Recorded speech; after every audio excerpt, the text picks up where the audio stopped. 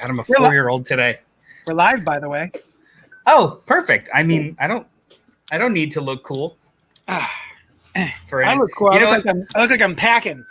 I was actually considering wearing my shoulder straps today because I'm having like upper back pain like the old people do. Yeah. But then I was like, no, I won't do that on the stream. Because then we'll look like twinsies. What's up to all our sidekicks and henchmen out there in the Geek Nation? You're here to witness us bring to you a Thunder Round. Thunder Round. Cacao! I'm your host, Johnny Destructo. With me this week on this Cult Pop podcast, Thunderstorm, is... My name is Noel. There he is. Noel, I'm here. I was invited. It was wonderful. And I hope to not ruin this opportunity. Fingers crossed, I guess. So everything's a job. We got a couple of issues. Well, I got all of the books. I get all the books ahead of time because I own a comic book store, 4327 Main Street, Johnny Destructo's Hero Complex, Philadelphia, PA. And so we decided to talk about Batgirl number 47. Collateral Damage, Joker War. Hello, Samuel David. Welcome back. He was just hanging out with me while I was doing my unboxing video. Did he claim a bunch of cool stuff? Yeah, lots of cool. I missed the stream. I'm very upset. I don't know what's coming out tomorrow. I will show you something in a second as soon as I'm finished introing. Also, we're going to be talking about Batman number 95, the Joker War Part 1. And these both come out this week. You don't have them yet. We do, because I'm a shop owner, and this is a friend of a shop owner. That's not nepotism? We'd have to be related, right? It's cronyism. Yes. Yeah, it's not nepotism. It's sidekicks and cronies. And cronies. I'm going to show you my two favorite things. He comes out tomorrow or Wednesday, whatever. What's today? Does he tip the soup into his mouth? I don't think so. He comes with the soup, right? I don't know if you can see it. There's a little bowl of chowder. And then, chowder. It's bone broth. And then the frog that he eats. For those of not paying attention to the actual visuals on display, it's a tiny child from The Mandalorian. Or what is that, like 7 inches, 8 inches? Yeah. It's to scale, essentially. It's a little baby Yoda. He's a little baby boy. Yeah. And then the other big thing I got, emphasis on big, is this Godzilla just splashing around in some hot lava, as you do when you're Godzilla. You know, completely unrelated.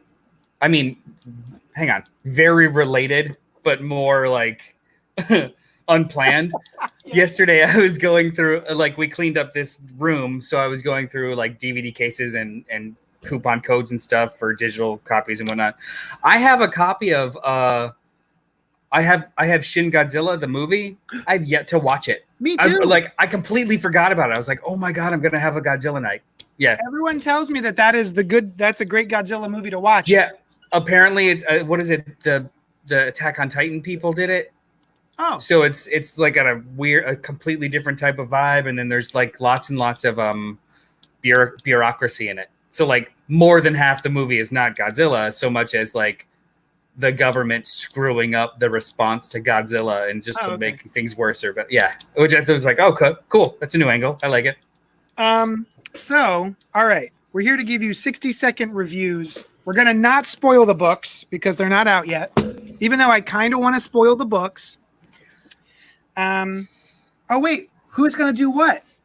I don't know. And also, too, I'm going to spoil other books. Can I do that? Oh, you know what? Let's set it up. You know what? We're going to take a breath. We're going to back up just a skosh.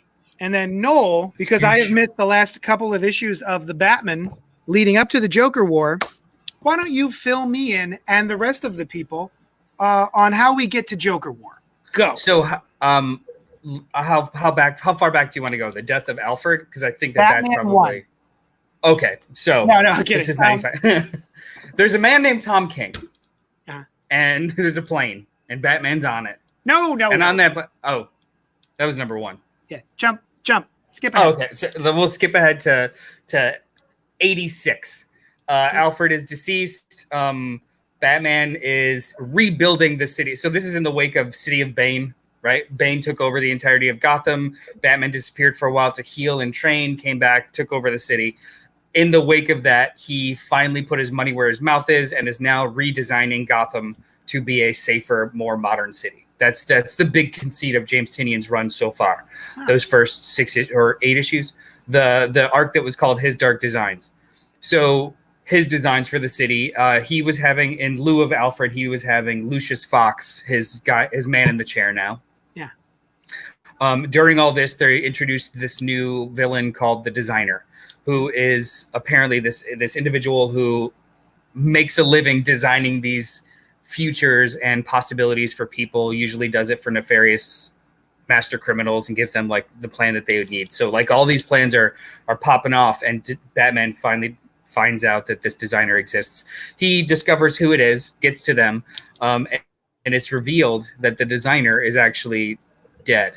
Did you want to hear this or no? Yeah, I do. Sorry, because it's directly affected to this. Yeah. All right. The designer is dead. The designer is actually a corpse that's being reanimated by and controlled by the Joker. So the entire time, the Joker, honestly, it was a last page reveal that I hated. Huh. So the entire time, the Joker is controlling this, designer to how? I don't know. It's just a gas and a remote control. Like it's comic book logic. They don't explain it. Gotcha. He's controlling. It's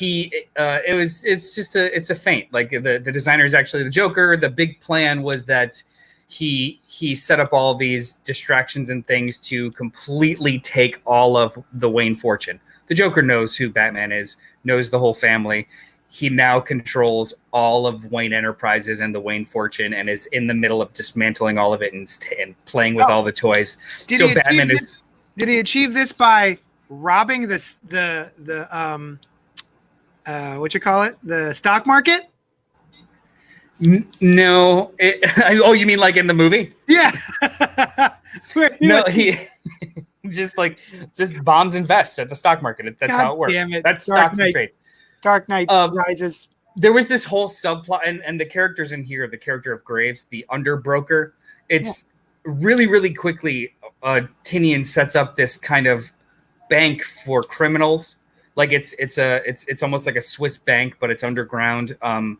Catwoman was trying to use the underbroker to move funds because they figured out that Wayne was being attacked by the Joker, and she ended up actually opening it up for him to take it all. So now, this whole arc starts with the Joker now in charge of literally all of Wayne's assets, and they're essentially like flushing the Bat out, getting rid of all of his houses, getting rid of all of his caves, getting rid of all of his toys, and now he just keeps he's running, right? So that's the Joker. When did the Joker find out that Bruce was Batman? Yes. Oh, okay. So that happened at some point. I mean, they keep alluding to it being something like I think it was in one of maybe the Batman Annual or something like that. It was a side story with Slade and the Joker, and the Joker essentially saying like, everyone assumes that I'm crazy, but when I want to know something, I know it, and when I didn't want to know something, I didn't know it. Like it was more. They're making the case that he wants the information now, where before he was playfully unaware because it didn't matter to him. Yeah, yeah. Interesting. Okay. So that brings us to the Joker War. Have you read any of the Road to the Joker War, like Nightwing 70, 71? No, I did read I think what I just mentioned, that annual issue, I did read. Yeah. Okay. But that's about it. Samuel David says Joker gas?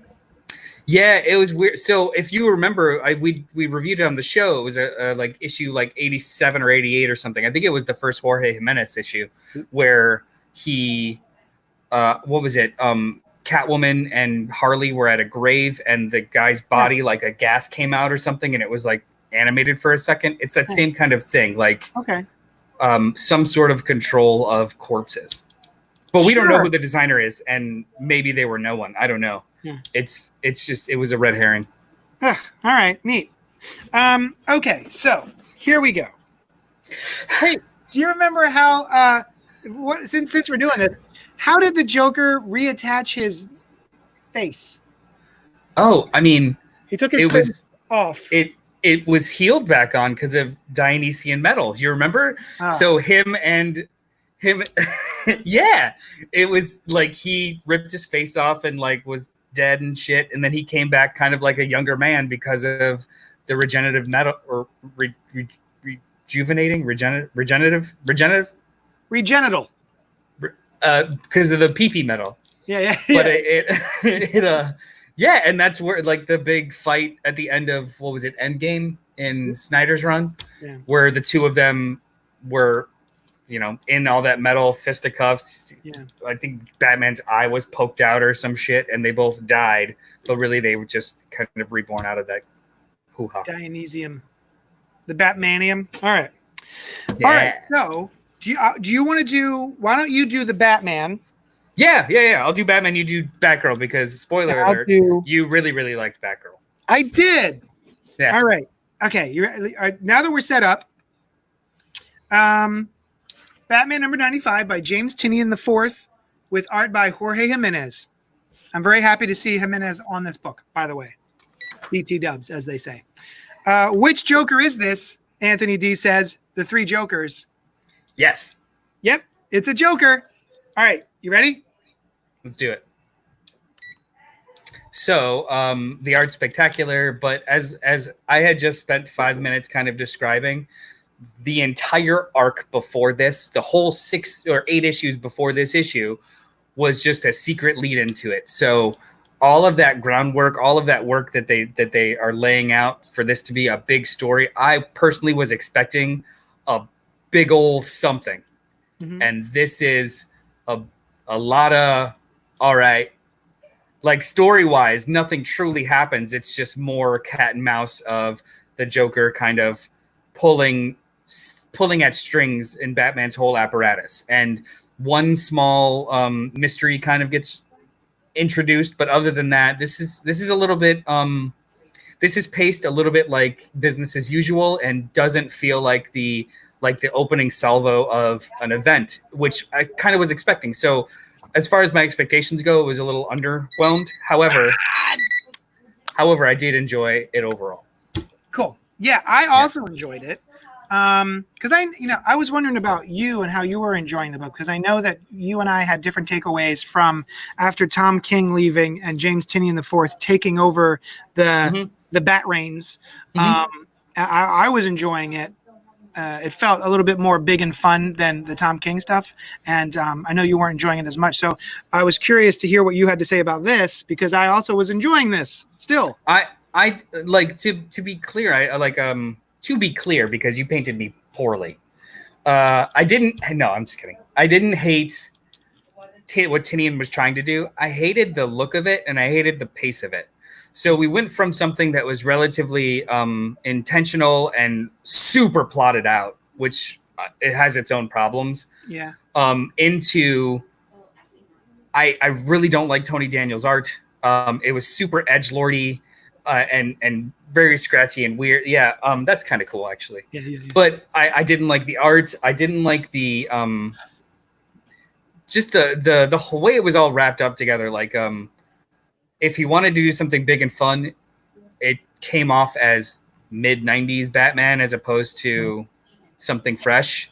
So it kind of turned me off. However, when the art started changing, I started getting past my own biases and kind of seeing for what it was, which is something I'm enjoying. So like Jorge Jimenez is a completely different story than Tony Daniel for me. Yes. It really changes the tone of the book. So this is fun. Before it was just like trying too hard, and it felt like New 52, like the lower rungs of New 52. Like I didn't like it. Yeah. Yeah, this is I like this book. The good looking book. But then like it's just teetering on the edge for me though. Like if one of these pieces gets pulled away, I'm not going to enjoy the book as much. Yeah. Like if the art team changes and it's a little less or not as fun, I'm probably not going to enjoy the book as much. It's a lot of like spinning plates. The problem I have with things like this, where we have a big Joker story, is there's only so much the Joker can do, which sort of takes away some of his menace, right? Because if you remember Death of the Family, what was the point of that? Like nothing changed. They cut his hand off, I guess. They cut off Alfred's hand, which then came back somehow.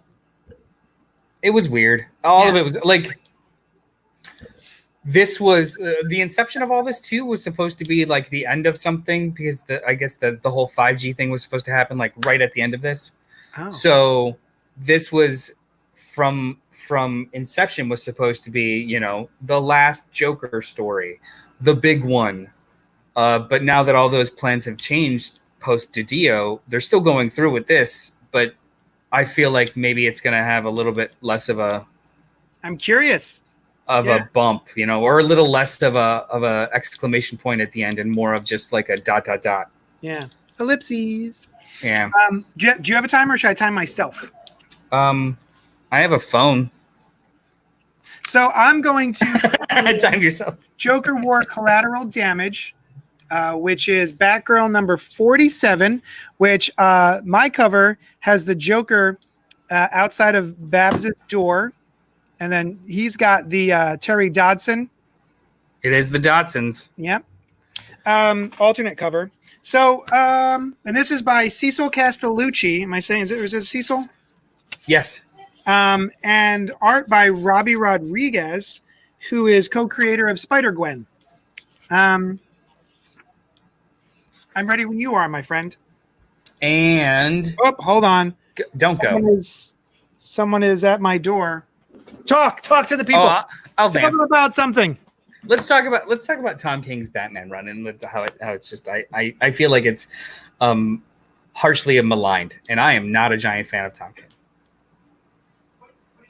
No, it's not harshly maligned. It's 85 issues that could have been 40 really good ones, and instead of that, it's actually there's 45 extra issues of waxing poetic into the off panel, reciting a poem or narrating a fight.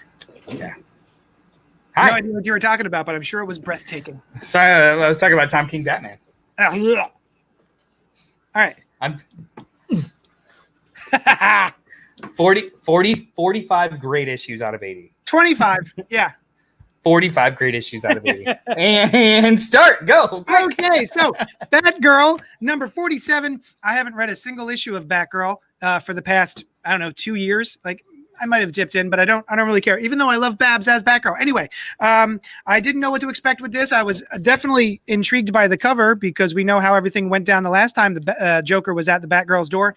And through half of this issue, which is very conversational, I was worried. And I didn't know how it was going to wrap up, or if it had anything to do with, I know it's between him and Joker, but is it really going to have any repercussions as collateral damage? And I tell you what, it does. The decision that Batgirl makes is awesome. The thing that happens, so good. I was so pleasantly surprised by this issue. I highly recommend it, even though I know a lot of people probably won't buy it because it's not a direct, it's not part 2 of the Joker War. Highly recommend it. If you're reading the Joker War and you're interested in what's happening to other characters, I highly recommend you should get it. Got it, man. This was great. Did you read this? I did. I really liked it. I didn't like the art all that much. Well, it's Robbie Rodriguez, who has a very specific sort of style, and to be honest, this is better than his Spider-Gwen stuff. Yeah, is it? I didn't read Spider-Gwen.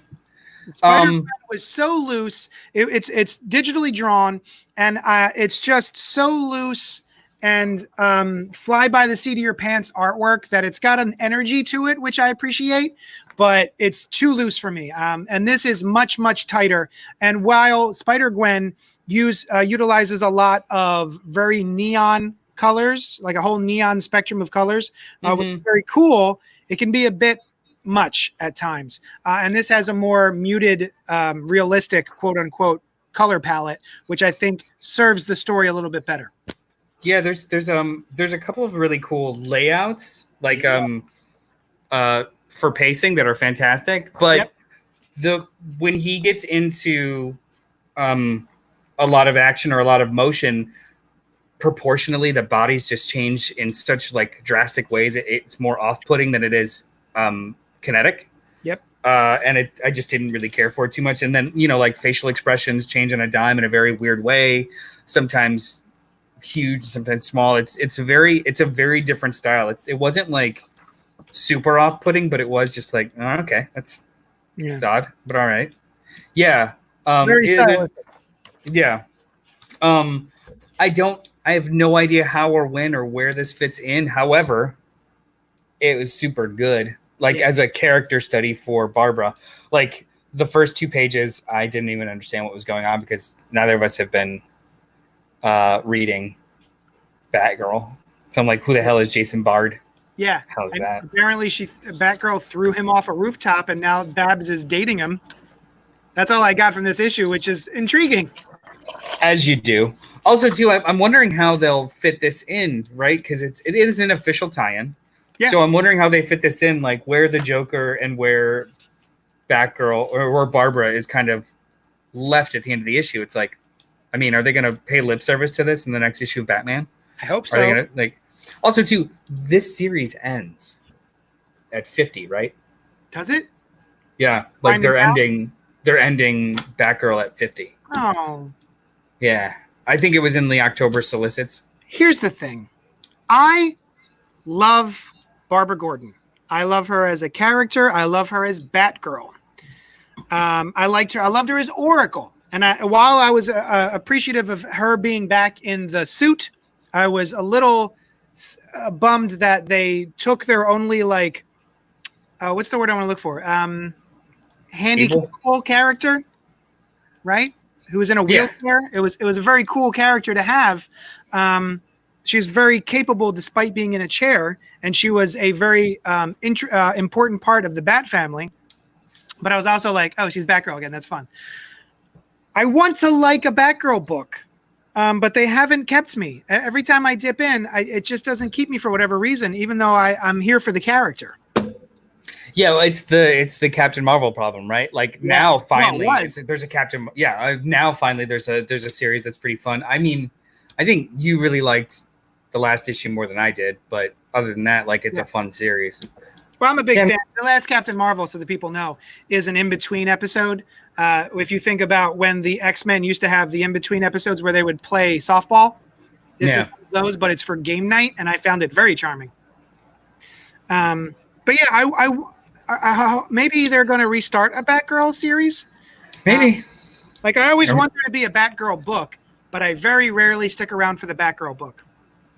What writing and arting team? Arting. Yeah. Yeah. What creative team would bring you to a Batgirl book? It wouldn't take a lot. Get you excited. It wouldn't take a lot. Think about it. I don't know anything that Cecil Castellucci does, and I'm not a huge fan of Robbie Rodriguez. Who would I like to? Given my druthers, Kelly Thompson. I mean, sure, yeah, because she's writing the Captain Marvel that I'm enjoying, right? So it only stands to reason. Go to the other side of the shelf and get her doing a Batgirl book. And Batgirl is a very different character than Carol, so. It's not like I'm asking for the same woman to come over and write the same character, basically. You know what? Only because I loved the Lois Lane series. I want Greg Rucka to do just 12 issues of Batgirl. Just handle Barbara Gordon currently for 12 issues. Who'd be awesome at art? I wouldn't mind a Jeff Johns. You know what? What's happening? What's happening with Jeff Johns? What's happening? No. Well, first of all, he's writing the Stargirl. He's the showrunner. Yeah, he's like a showrunner, right? Which is my favorite CW show right now. But as far as comics go, what was it? There's one issue of Shazam left that's taken 14 years to come out, and then 3 Jokers. Yeah, 3 Jokers, which is August. But other than that, he's a ghost. He's just doing TV stuff. I want him to write more comics. and Cyborg is saying he's abusive. That's about it. Like those are the only two things that are happening right now. Wait. Cyborg saying Jeff Johns is abusive? Well, he enabled abusive. Oh. Enabled abuse on the Justice League set or something. Did we ever get any more information on that, other than no? He was. They were bad. No, just that they were bad. Well, it was a. Joss Whedon was bad. Yeah. And his badness was enabled by John Berg and Jeff Johns. Yeah. And when asked why, he was just like, I can't say yet. So I'm like, all right, sure. All right.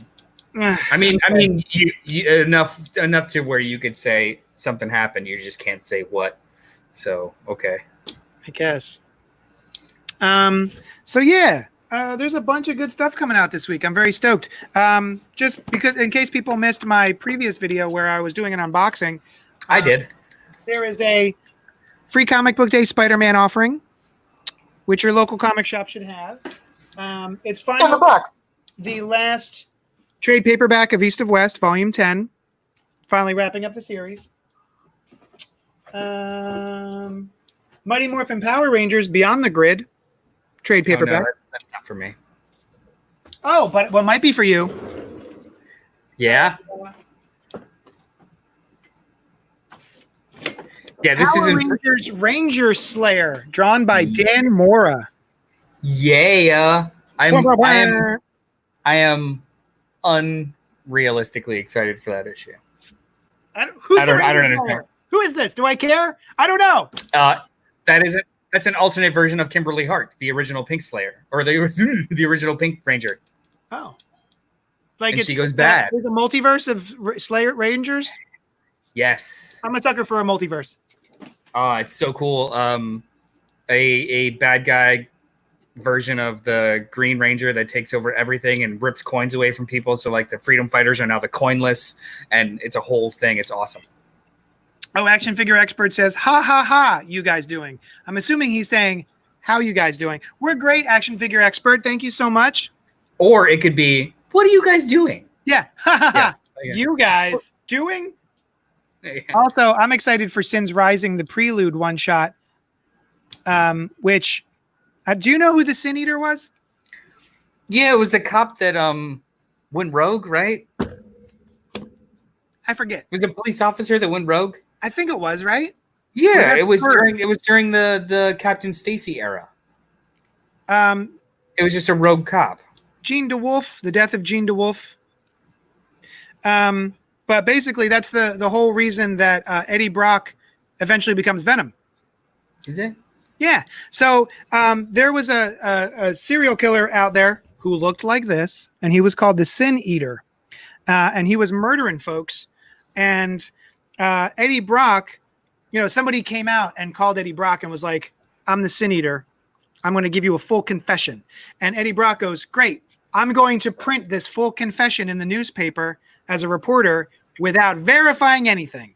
And then after Spider-Man takes down the actual Sin Eater, they find out it's not the guy who confessed. So he is, he's let go from the newspaper. He is a laughingstock. And that's why he decides he wants to commit suicide, and why he eventually goes to the church where he interacts with the symbiote and they become Venom.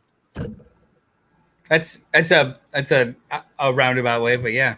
It's kind of yeah. Well, it's one of those things where they had a story, and then we had the Eddie Brock character, and they were able to tie Eddie Brock's origin into a previous story in kind of a cool way. That's really cool. I didn't know that. I thought so. Yeah, it was really neat. So who is the actual senator? I forget. It's been so long. I thought he was a guy. I think he has a badge on him too. Yeah. It's a guy. Curious. But also, do you know Boss Logic? Yeah, I'm familiar with the artist. I believe this is his first variant cover. Oh, his first legit variant cover, because he's very popular online for doing stuff on his own. Just like, hey, I'm gonna draw this character as this person, or this actor, or this. He does like fan posters for Marvel movies and stuff. That's really cool. Hold on, Randy is calling. Our son, the voice of reason, aka the Super Tribble. What's up, Ran? We're live streaming. What's up? That Korra statue at the store, how much is it? Oh, the Legend of Korra statue? Yeah. Hold on just a second. Noel, keep the people entertained. That's, you know what? If he wouldn't have said that, I could probably do it. But now I'm on the spot, and I don't like it. So I'm not sure what to say. What is coming out this week? The second issue of Empire is coming out this week too, right? Oh, yeah, a bunch. And also Emperor Hulkling and Avengers Empire and X-Men Empire. It's $210.